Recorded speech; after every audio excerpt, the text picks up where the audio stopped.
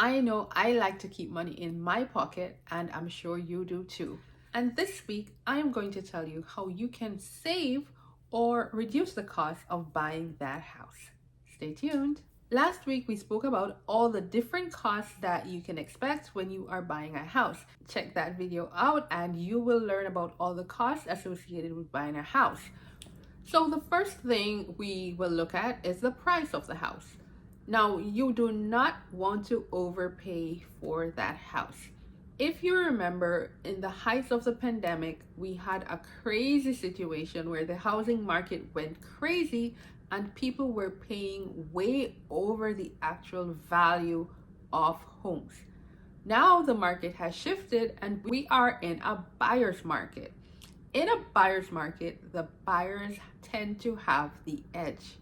Now, because we're in a buyer's market, you can take the time to ensure that you are getting your money's worth and you are not overpaying for that property. Now, how we do that is, as your realtor, I am going to prepare for you what is called a comparative market analysis.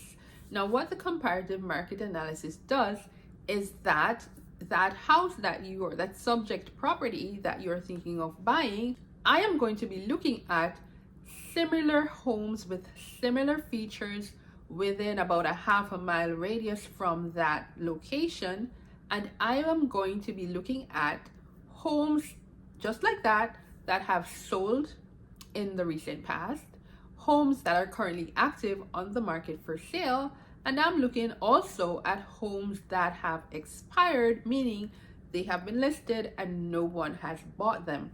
And based on that information, I am going to have a discussion with you, and we're going to be able to come up with a price that reflects the true value of that house.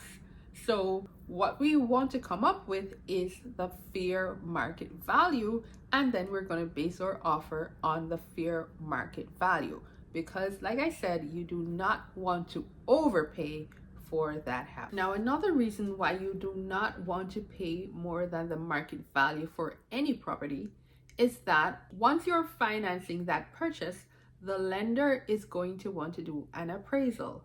The appraisal is where an appraiser comes up with a true market value, or their opinion of the true market value of a property. And if you offer to pay more than what the home appraises for, you might find yourself in a sticky situation, because for one, the seller might not agree to lower the price to the appraised value. And if the seller decides that they are not going to lower the price, you may have to come up with the difference between the price that you offered and the appraised value. You may have to come up out of pocket for that difference. So you do not want to start out by offering more than the home actually values. Another way that you can save is by putting down a larger down payment. Now, I know not everybody is able to put down a large down payment, but the greater the down payment that you can make, the more you are able to save. So if you can put down 20%, go ahead and put down 20%, because it means that you would only have to finance 80%, and that is going to save you money on interest. It's going to save you money on all the lender costs. All right. Another thing with the down payment is that if you put less than 20% down, you are going to have to pay some type of mortgage insurance. And so to avoid having to pay mortgage insurance, if you can put down 20%, go ahead and put down that 20%. And speaking about down payment, another way that you can save or reduce the out-of-pocket costs in buying a house is by getting down payment assistance. Now, there are quite a few, several different down payment assistance programs out there that you can apply for. And I'm going to put a link in the description box below. You can click that link and you can further research about the down payment assistance programs that are available. And some of them are quite attractive. You can get money to cover your closing costs, money towards your down payment, You can get money towards a multitude of costs, but that is an option for you to reduce the out-of-pocket costs of buying a house. Another way that you can save money in buying a house is shopping in a more affordable price range. So let's say your lender approves you for 400,000, but based on the monthly payment that you would need to make, you know that that monthly payment is going to be very, very difficult for you to maintain. You don't want to strain yourselves, and if it's going to push you or stretch you too much, that may be an indication that that house is not the right house for you, and you need to be shopping at a lower price point.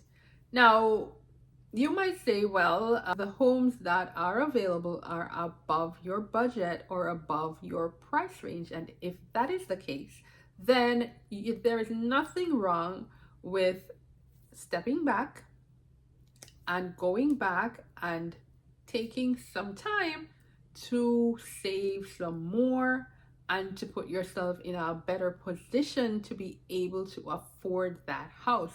It may mean taking on an additional source of income, or it may mean saving more, whatever it is that you need to do to make sure that when you do buy that house, that the monthly payments are affordable and you can sustain those payments, because you don't want to get into a situation where at the end of the day you have spent all this money for the bank to come and foreclose on that house because you're not able to make the monthly payments. So another way, and quite a popular way in this type of market, in a buyer's market, to save on your out-of-pocket expenses is to get what we call seller concessions. A seller concession is where the seller agrees to pay or contribute some money, a percentage of the purchase price, towards the buyer's closing costs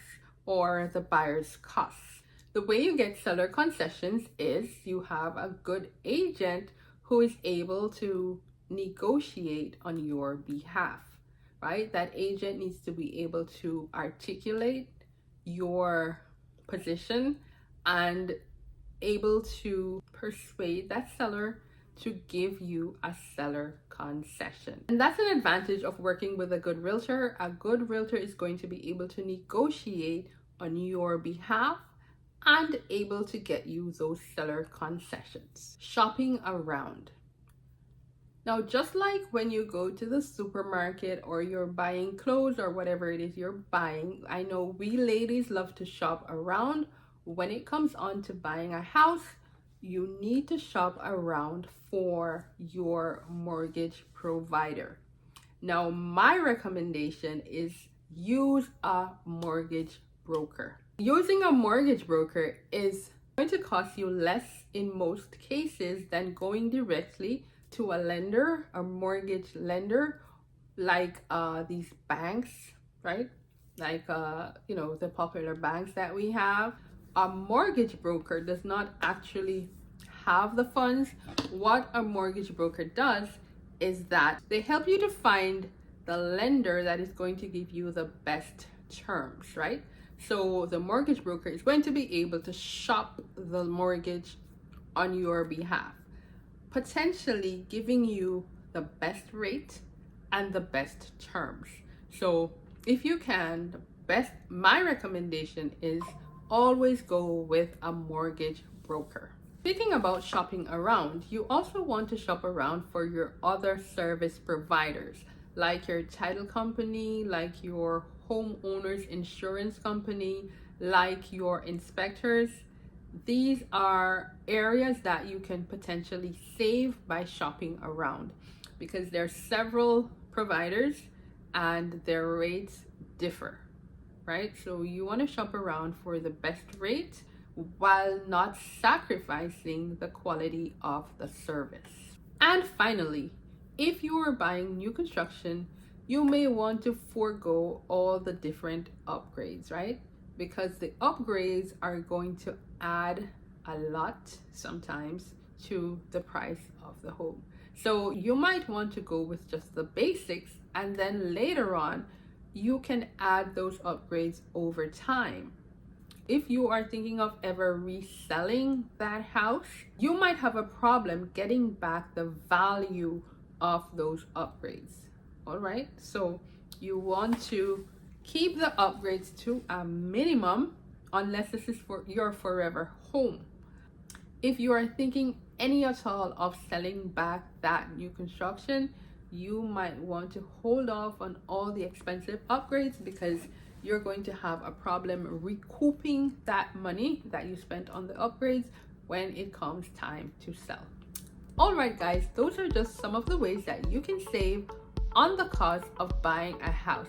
Join me again next week for another episode. I am Keesha Metcalfe, tuning out until next week. Bye bye.